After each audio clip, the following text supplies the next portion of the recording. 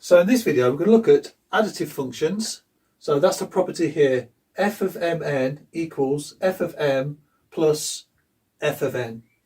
And here we've got multiplicative function, f of ab equals f of a times f of b. And this one is if the greatest common divisor of ab is 1, and the same applies here. So this is if the greatest common divisors of m and n is also 1. So that's what's called an additive function. So here, an additive function, one example of that could be the natural logarithm function. So if my function is ln, so I've got ln of two numbers mn, that equals the natural log of m plus the natural log of n. So that works as a additive function. So with that property there, and with m and n, the greatest common divisor is 1. That means they are co-prime. So we'll come back to that in a moment after we've had a look at this multiplicative function. So a multiplicative function here, greatest common divisors of a and b are also 1. So one example of that could be Euler's totient function. So if we have Euler's totient function of ab, where the greatest common divisor is 1, that equals phi of a times phi of b.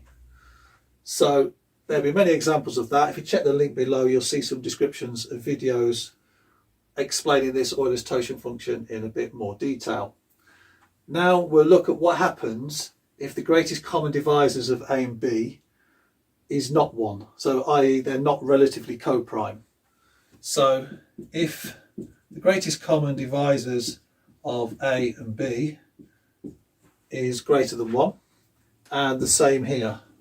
So if the greatest common divisors of mn is also greater than 1, does this property still stand?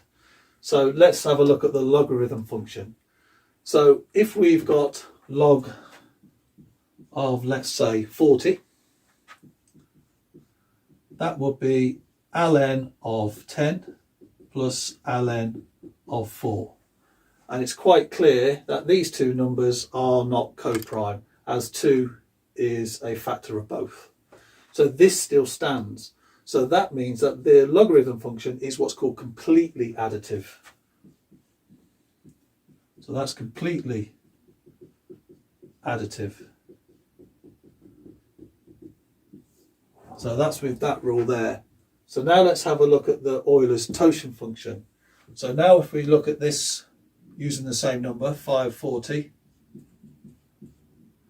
does that equal phi of 10 times phi of 4? So let's have a look at phi of 40. Let's see what happens there. So phi of 40, the relatively co-prime integers of 40 are 16. The relatively co-prime integers of 10, there is 4.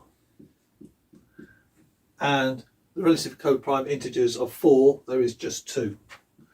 So this time 16 does not equal 4 times 2.